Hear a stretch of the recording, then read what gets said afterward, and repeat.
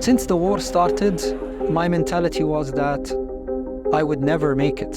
No electricity, no food, no water. We've had several airstrikes. That this temporary life, this is the end for me here in Gaza. So I need to make the most of it.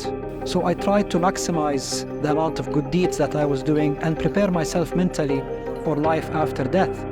My name is Mansour Shouman. I'm a Palestinian Canadian citizen journalist. And between us, despite leaving Gaza physically, we're just getting started with the work that needs to be done.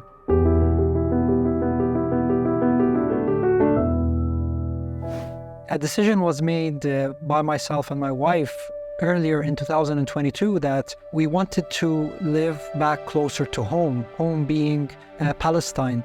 I'm originally from Jerusalem. My wife is originally from a town beside Gaza Strip. October the 7th, we woke up at the sound of thousands of rockets and we didn't know what was happening. On November the 7th, the Canadian government came back to us saying that they got approval for me and my family to all leave Gaza. I had a very open discussion with my family. My wife and children would leave, and I needed to be there to help the people with whatever I can, even if it's as little as removing rubble, to help people get out. I really hate what I'm doing now, but we need to record this for the world. It was the easiest decision I ever made in my life, staying in Gaza. Honestly, it was like a calling from God saying that, Mansour, you've been asking to help people. You've been asking to try and tell the truth. Well, this is your opportunity. Mansour, he's live in Khan Yunis. Thank you so much, Mansour, for your time. I believe that it was very important to continue doing what I was doing when it came to reporting news on different international TV stations, radio broadcasts, digital platforms and newspapers. And later on, that extended into the social media and into charity work. We are here inside a refugee school. We lived amongst tents inside Nasser Hospital together with other journalists and social media influencers. Every day we would lose a member of our family, a member or two, or a member of our family would lose their own relatives. The most difficult thing, in my opinion, is seeing the children suffer.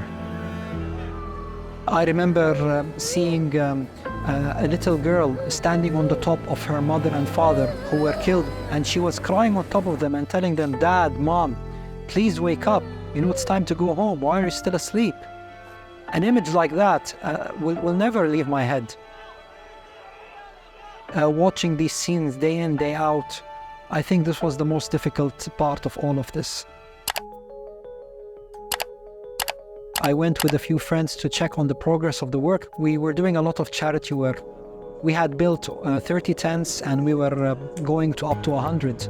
And to our surprise, for the first time ever, we found that there were Israeli troops rushing with their vehicles, with their tanks. And we saw people fleeing that area. And we had to flee with them into Khan Yunis refugee camp. So that was the start of me being away for 2 weeks, away from any kind of internet connection, because we tried to find a safe way back to Nasser Hospital, but we couldn't do that for 2 weeks because we were bombed by F-16s. Alhamdulillah, after several attempts, we were able to make it here back to Nasser Hospital.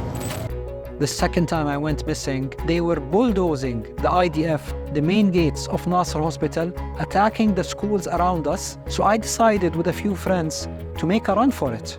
And we jumped over the west side of the wall of Nasser Hospital and avoided being shot by a sniper who killed 2 of my friends and injured one of them. We made our way inside of Khan Yunis, and again, another 2 weeks, this time between ruins. After I came back to Nasser, I didn't find any of my personal items. So that included my phone, my laptop, everything. All I had in my pocket was my passport and my wallet. And I felt lost. I felt that, wow, what added value can I now do to the world? I can't continue my charity work because, they've basically just bombarded Khan Yunis to the ground. I couldn't communicate with the outside world. So I contacted the Canadian government, the consulate in Jerusalem, and I told them that, look, I think it's time for me to leave. I felt that it was a mistake to leave Gaza. I felt that I let my people down. But then friends and family members told me that, Mansour, you don't need to be physically there in Gaza. You know, maybe you can add more value while outside.